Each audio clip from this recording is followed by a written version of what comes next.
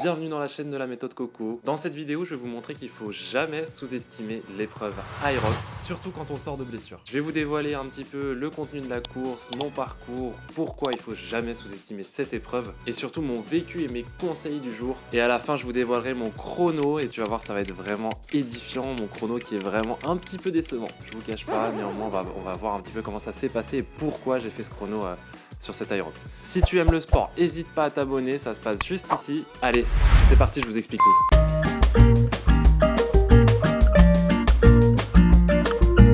Je vous refais un petit peu le parcours. Je sors de ma saison dernière avec pas mal de fatigue.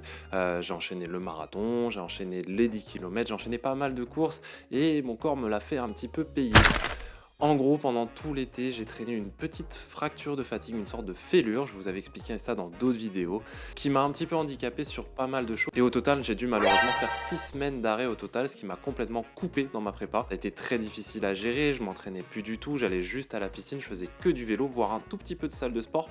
Je pense concrètement que j'ai pas perdu toutes mes facultés, néanmoins j'ai quand même pris un gros coup sur le cardio. Mais le dossard d'Aerox, c'était impossible pour moi de l'abandonner, j'avais tout calculé. En gros, ça me j'avais mes 6 semaines d'arrêt et j'avais 2 petites semaines de prépa, mais vraiment très light, où j'allais remettre mon corps à jour. L'idée, c'était absolument de faire cet Aerox, même s'il y avait un gros risque de blessure, je ne vous le cache pas. Donc je me suis lancé déterminé à me battre vraiment jusqu'au bout. Et on pense en fait qu'un Aerox, c'est comme une course normale, hein, une sorte de 10 km, un marathon, etc. Mais en fait, pas du tout. Et c'est là où je me suis heurté complètement à mes faiblesses et à mon manque d'entraînement. On est parti pour 10 minutes d'analyse, de storytelling et un petit peu de lien avec la médecine du sport. Bienvenue dans la réalité du Aerox Paris, porte de Versailles. C'est parti, on arrive dans une sorte de méga hangar très joli avec des grands trucs qui partent du plafond avec écrit Aerox. Là, on y est vraiment. Ça fait 6 semaines que j'attends ce moment-là, ça fait même des mois que j'attends ce moment-là et on y est enfin avec mon peu de bagage technique, mon peu de bagage cardiovasculaire. Néanmoins, je suis là, je suis présent, on est toujours présent. Tu commences, tu rentres dans le lieu et tu vas te faire tatouer quelque chose sur le bras avec ton heure, ton chrono. Donc je récupère le dossard qui est une puce que tu mets autour de tes pieds. Commence la partie échauffement, donc je m'échauffe un petit peu, une mobilisation articulaire, une mobilisation cardio-respiratoire. Là-bas à l'Aerox, tu as tout pour te préparer. En fait, tu as une sorte de petite salle où tu as tous les agrès, donc tu vas pouvoir répéter, que ce soit le sled, que ce soit la course, que ce soit le wall ball, ou encore tu as une petite piste où tu peux faire des petites gammes pour te préparer et pour préparer ton corps. Là-bas, évidemment, tu as le choix entre de l'eau ou du Red Bull. C'est tout ce qu'il y a sur les ravitaux. Tu n'as pas le droit d'avoir un petit peu à manger, ça c'est vraiment après la finish line. Donc n'hésite pas à ramener des petites choses à manger, ça c'est un conseil pour chaque personne. N'hésite pas à ramener un petit truc à grignoter parce que vraiment tu vas manquer de glucides ou alors tu as tout préparé en amont, mais à mon avis ce sera pas suffisant. N'hésite pas, comme je te le disais, je me répète, à ramener une sorte de petit gel ou un petit truc à manger parce que l'eau et le Red Bull c'est cool, mais ça te permet pas d'avoir assez de glucides dans le sang, assez de glucides dans le corps pour performer. Donc c'est parti, on se retrouve dans cette magnifique tente bleue où il y a beaucoup d'émotions, je vous le cache pas. En gros, une fois que tu termines ton échauffement, il t'appelle et il te ramène donc dans cette petite zone, une petite sorte de, on va dire, de cahute bleue où tu as une sorte un petit peu de moment émotion. Donc ils te mettent des belles images de l'Aerox, ils disent que c'est pour toi, ils te mettent un petit peu l'émotion, la larme à l'œil, t'es là. Surtout, il y a des gens qui ont dû se préparer depuis longtemps, ils sont là, waouh, c'est le moment. Et bah, c'est vraiment un moment difficile parce qu'il faut garder sa concentration tout en restant vraiment très concentré. Tout le monde est à bloc dans les vagues et tu as juste envie en fait de partir comme une fusée. Et c'est ce qui s'est passé malheureusement. Je suis parti donc mon premier kilomètre en 3 minutes 52 au kilomètre. J'avais tout préparé. L'idée c'était vraiment de partir très lentement dans un premier temps et d'essayer d'assumer le plus possible. Bah, je suis parti assez fort. C'était l'excitation de la course. Donc comment ça se passe? C'est assez simple. En gros, tu dois faire 3 tours de tous les agrès. Donc en fait, c'est 1 tour, 2 tours, 3 tours et tu rentres dans l'arche in. C'est à ce moment-là où tu peux accéder aux différents agrès sans prendre de pénalité. Donc je suis monté bien trop vite avec une fréquence cardiaque dès le départ qui était bien trop élevée. Avec 6 semaines d'arrêt, le cœur n'est pas habitué à cette intensité et je viens de brûler des ressources que j'aurais peut-être dû garder pour la fin. Arrivé à la première station, le ski erg, chrono 4 minutes 24. C'est honnête, vraiment la technique est plutôt bonne, je maîtrise assez bien ce mouvement, pas de souci à ce stade-là, cet ergomètre vraiment va solliciter non seulement les muscles de tes bras, des épaules et du tronc, mais aussi les muscles des fessiers et des jambes si c'est bien utilisé efficacement. Ça c'est un exercice qui est très complet et qui peut vite te cramer le cardio. Évidemment, j'ai fait une erreur monumentale. Je n'ai pas changé du coup la partie qui va te faire brasser du vent. J'ai pas le nom. Si tu as le nom, n'hésite pas à le mettre en commentaire. Cette partie-là, en fait, j'ai pas eu le temps de la gérer. En fait, je pensais qu'à partir du moment où tu avais touché les oreilles de Shrek, en fait, tu n'as plus le droit de modifier cette chose. Donc, en fait, je me suis dit, je vais prendre une pénalité, je ne touche pas. Et en fait, le truc était à 10, exemple en vidéo. Donc c'était très compliqué pour moi parce qu'en fait le problème c'est qu'il y avait beaucoup de paramètres à prendre en compte et en fait le cardio montait, montait, montait. J'étais commencé à me dire waouh, ça commence à être de plus en plus dur. Néanmoins, il fallait quand même s'accrocher et c'était un exercice assez cardio. On est reparti sur le run et on enchaîne du coup avec le sled push. Le sled push qui est une partie que je maîtrise plutôt bien du fait de mon poids et de ma taille, ce qui me permet de pousser une force brute un petit peu plus intense sur un laps de temps assez court. Ça, c'était pas un agrès qui me posait problème de façon générale, mais qui m'inquiétait un petit peu sur la partie cardio, parce que du coup, tu viens d'enchaîner quand même 2 km le ski erg et boum, tu stoppes le cardio et tu pousses. Ma technique, j'avais pris un petit peu des idées avec Tristan. Tristan, si tu passes sur cette vidéo, je te fais un petit big up. Qui avait dit qu'il fallait bien faire des pauses entre chaque aller et retour. Donc le sled push, c'est un excellent temps, on va dire. Donc la force brute reste présente, pas de problème à ce moment-là. Je suis encore frais, je n'ai pas senti vraiment la fatigue. Pousser un traîneau lesté, ça va quand même engager principalement les jambes encore, les quadriceps, les ischio-jambiers, les fessiers, mais aussi le tronc et le haut du corps. Ça c'est vraiment un exercice extrêmement complet et un exercice qui me plaît particulièrement. Donc j'avoue, pas de difficulté à ce moment-là et la course se passe plutôt bien. Je me dis, hey, ça va, t'as pas de temps perdu que ça en 6 mètres quand même. Et on continue et on enchaîne avec le sled pull, 4 minutes 55. Et là déjà ça commence à piquer. Le sled pull va te solliciter quand même la chaîne postérieure, les bras et le tronc d'une manière unique. Ça demande beaucoup de technique puisqu'il faut pas mettre la corde sur le côté droit ou sur le côté gauche ou même derrière pour éviter que tu te prennes les pieds ou que tu fasses tomber tes adversaires. Donc c'est assez technique. Moi l'idéal, ce que je vous conseille, c'est vous l'attraper bras tendus et vous tirez vers l'arrière avec le tronc en faisant des petits pas. Et c'est là où il faut faire attention à ne pas se prendre les pieds dans la corde. Et comme je vous disais, ça demande de la technique, il faut bien la mettre, mais pas trop à côté, ni à droite, ni à gauche, ni trop derrière. Donc c'est un peu complexe.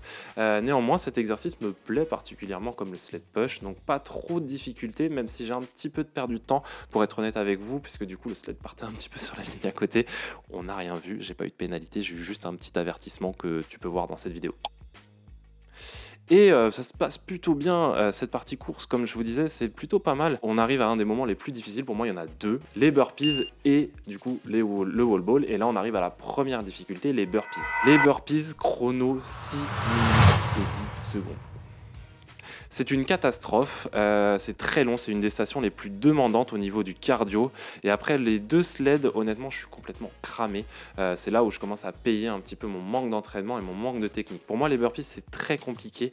J'ai un petit passif d'opération du genou, donc c'est très difficile et j'ai pas beaucoup de mobilité pour être honnête avec vous. Ça aussi, c'est un des axes que j'aimerais travailler pour la prochaine fois. Ça, c'était vraiment très compliqué pour moi parce que il faut se mettre très vite au sol, il faut se relever très vite pour accélérer et ça demande beaucoup d'explosivité. Moi, je suis plutôt lourd, donc comme je vous disais, sur les sleds, ça fonctionne plutôt bien, mais sur les burpees, c'est très compliqué. Donc j'ai fait la technique de la sieste, qui consiste à rester 3 secondes en train de dormir sur le sol et après tu ressautes. Mais c'est quand même très difficile. Moi, ce que je te conseille, n'hésite pas à t'entraîner, de pas forcément les faire en explosif.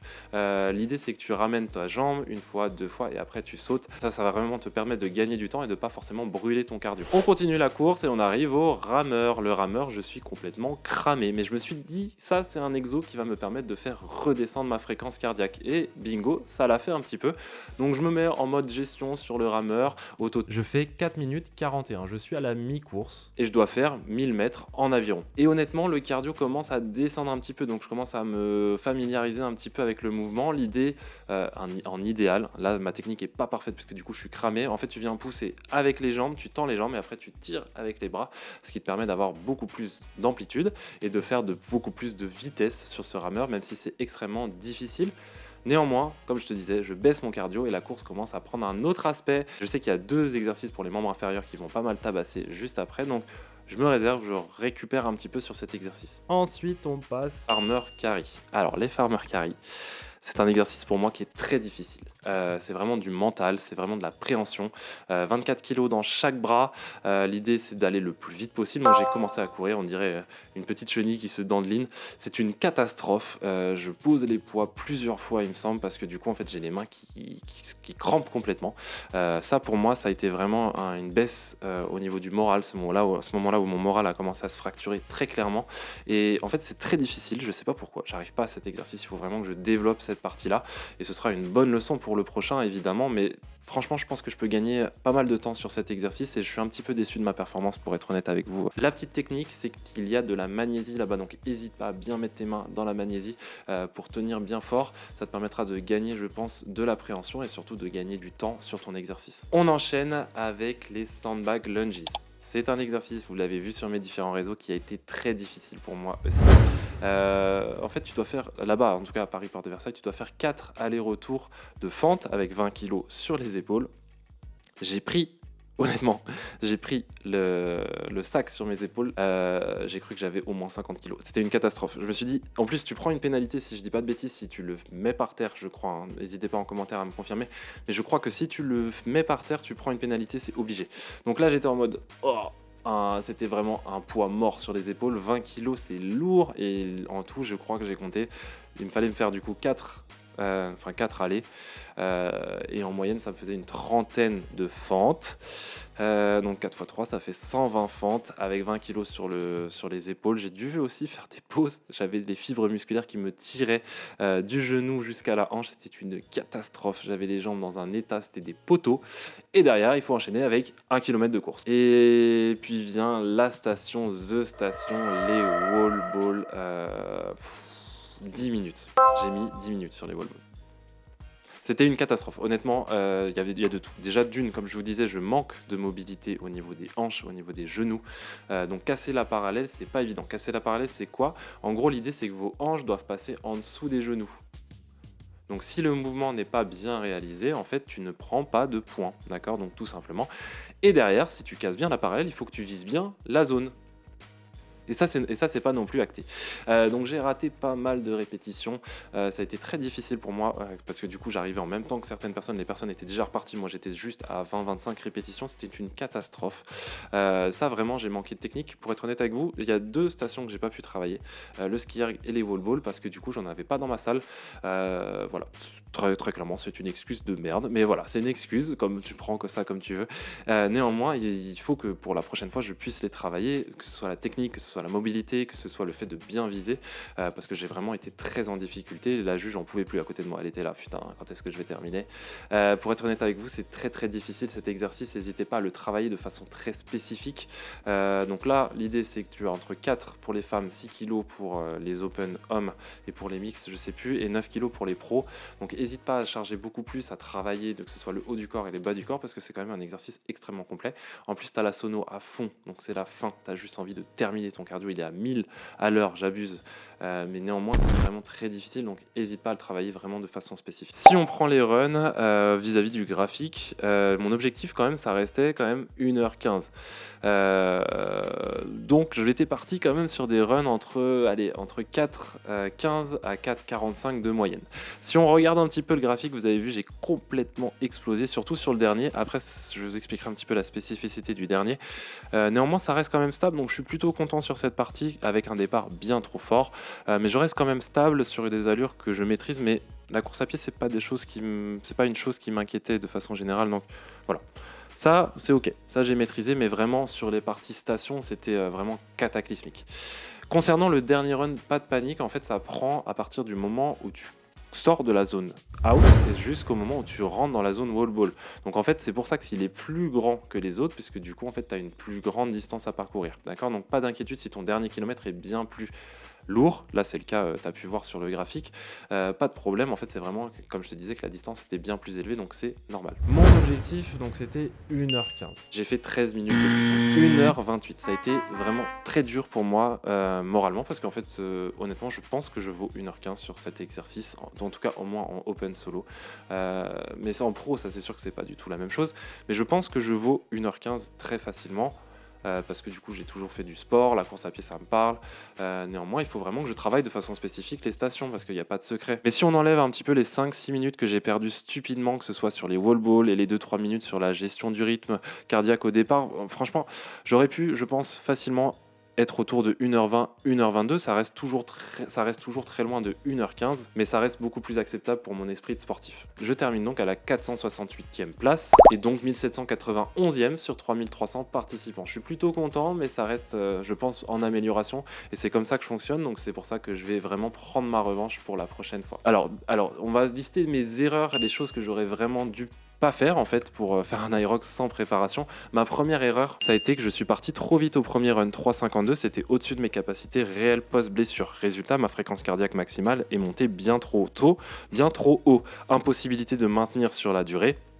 En Aerox, il faut vraiment rester en zone 3, on va dire entre 75 à 85% de ta fréquence cardiaque max, et pas en zone 4 ou 5 dès le départ ou dès les premiers ateliers, sinon tu exploses littéralement. Erreur 2, j'ai fait vraiment zéro préparation spécifique sur les wall balls. Cette station, à elle seule, m'a coûté presque autant de temps que la fracture m'a volé de performance. Si j'avais bossé 2 séances par semaine de wall ball pendant 8 semaines, je pense que j'aurais été au moins entre 5 à 6 minutes, et ça va vraiment changer tout au niveau de ton chrono. Troisième erreur, j'ai pas travaillé assez l'endurance de force, les burpees, les sandbags. Le rowing après effort, c'est pas juste du cardio, c'est de la capacité à répéter des efforts très lourds sans saturation.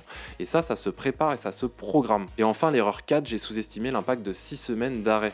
Le déconditionnement est complètement réel. Le cœur perd en efficacité, les stabilisateurs fondent, la gestion du lactate se dégrade. Tu reviens pas normal en 2-3 semaines de prépa. Et comme j'étais complètement à côté de mes pompes, j'ai vraiment visé un chrono d'1 heure. Et c'était bien trop gros pour mon niveau actuel. Moi, en fait, j'étais à peine en phase 2 dans la partie réathlétisation. En gros, la phase 1, c'est la rééducation que tu vas faire travailler, par exemple, l'équilibre, remettre de la charge sur ton tibia. Moi, j'étais dans la phase 2, donc j'aurais dû potentiellement attendre la phase 3, donc plutôt en réathlétisation, tout simplement, à 8 à 12 semaines minimum, après une fracture de fatigue, avant de faire une compétition type Aerox. Alors c'est une déception globalement parce que je sais que j'aurais pu faire mieux sur cette épreuve, que le manque de préparation, qu'une blessure en fait ça te flingue en fait complètement ton cardio, etc. Donc je pense que ça reste une déception quand même vis-à-vis de moi. Néanmoins c'était important pour moi d'honorer ce dossard, de venir, de tester cet Aerox puisque ça reste quand même mon premier Aerox. Donc je suis plutôt satisfait, je vais être honnête avec vous, de la perf, je suis plutôt satisfait de tout ce qui s'est passé. Mais voilà, je reste un petit peu sur ma faim et j'aimerais prendre ma revanche très prochainement. Je sais qu'il y a des Aerox un petit peu partout en France, mais j'ai été bénévole en fait pendant le week-end aussi, donc normalement je devrais avoir une place. Ça c'est un petit tips, une place gratos pour le prochain Aerox. Je vise le prochain Aerox qui est au Grand Palais où il va y avoir beaucoup d'images, etc. Si j'ai pas ma place là-bas, c'est pas grave, j'irai ailleurs. Mais voilà, je veux une revanche sur cette compétition, au moins en open, voire potentiellement en pro, et vraiment me préparer de façon spécifique à cet événement. Peut-être laisser un petit peu la course à pied de côté, même si j'adore ça, pour coupler les deux, parce que je trouve que le fait d'être hybride, cette compétition est vraiment très intéressante, que ce soit au niveau de la santé ou même à mon niveau moi-même, je trouve que c'est vraiment très intéressant. Mais quand même fierté, parce que après 6 semaines d'arrêt, après cette blessure, j'aurais pu complètement abandonner et j'ai tout donné jusqu'au bout. J'ai donné le maximum de mes capacités, pour être honnête avec vous. Je me suis donné à fond, voilà, j'ai vraiment pleinement kiffé cet événement, même si vous pouvez voir sur la vidéo que j'ai une tête complètement éclatée. Je reste très fier de moi, je suis très content d'avoir participé à cet événement. J'ai fait un Aerox, c'est pas le cas de tout le monde. D'ailleurs, faut qu'on parle de quelque chose. Ce truc là, c'est ce que tu gagnes du coup sur l'Aerox. Alors c'est très cool, c'est un patch, c'est pour mettre du coup sur les... Bon, il y en a qui peuvent le mettre sur les vêtements, sur la tête. C'est pour mettre sur les sacs militaires de CrossFit. Voilà, donc... C'est pas hyper glamour, pour être honnête avec vous, de gagner un patch. C'est pour ceux qui ont l'habitude de gagner des médailles, etc. Ça peut être un petit peu frustrant. Mais il faut qu'on parle de ça, ce patch-là. Bon, ça c'est une autre anecdote, je vous cache les détails. Ils m'ont offert en fait le Open double. Donc j'ai réussi à récupérer le single. Mais faites attention quand vous récupérez des patchs, pour avoir des bons patchs, parce que les bénévoles ils font pas attention, et c'est normal, parce qu'il y a, franchement, pour être honnête avec vous, pour avoir été bénévole, t'as la sono à fond, t'entends rien. Donc faites attention quand vous récupérez les patchs. Même si c'est pas très gratifiant, un petit patch, je vous cache pas, j'aurais bien aimé. Faudrait faire une médaille. S'il y a quelqu'un qui a une idée de faire une médaille Aerox, je sais pas, un truc. Mais bon, ça c'est un peu. Bon, je le savais, hein, je savais qu'on gagnait un patch. Mais ça reste quand même très rigolo de se défoncer la tête pour gagner un petit patch. Même si le matériel est pas important, c'est vraiment ce que vous faites. Ça c'est important, je vous cache pas. Je vois déjà les commentaires négatifs arriver. Mais un patch. Bon, bref, sans commentaire. Et du coup, ouais, vraiment très grosse fierté hein, que le mental ait pu tenir, que j'ai pu faire. J'ai eu un petit peu de douleur, je vous cache pas, sur le 7e kilomètre, ça a été un petit peu difficile, mais c'est passé assez rapidement. Et bon, voilà, ça reste plutôt positif, donc je vais faire attention dans la reprise de mes différentes compétitions.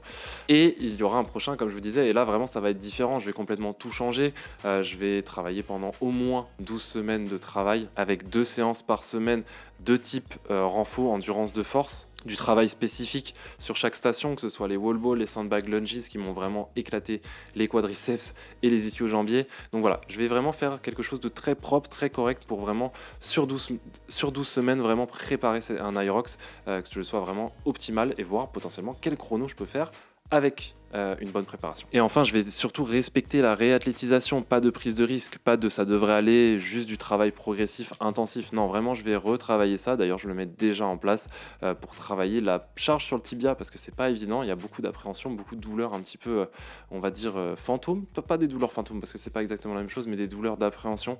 Donc voilà, je vais vraiment me remettre à la réathlétisation pour vraiment être arrivé en forme pour arriver en forme sur cet événement qui me tient vraiment à cœur. Et vous qui pensez à vous lancer dans un Aerox sans vrai prépa, faites-moi plaisir, faites-vous une faveur, entraînez-vous vraiment, bossez les stations qui font peur, construisez progressivement et testez en conditions réelles avant la course. Vous qui avez une blessure, qui me regardez, qui vous dites je vais dépasser mes limites, écoutez-moi, respectez le processus. Vaut mieux prendre un petit peu plus de temps sur la récupération plutôt que se blesser gravement et de plus pouvoir jamais potentiellement courir. Une fracture de fatigue, pour moi ou pour une autre personne, qu'est-ce qui aurait pu se passer? Ça aurait été vraiment la fracture complète du tibia, par exemple. Donc faites attention sur ça, ne poussez pas votre corps, c'est pas très glamour. Les réseaux sociaux vous rappellent constamment qu'il faut toujours se dépasser. Faites attention, on n'est pas tous des surhommes, on n'a pas tous le même parcours et tout ce que vous voyez sur Instagram, c'est ce que les personnes souhaitent vous montrer.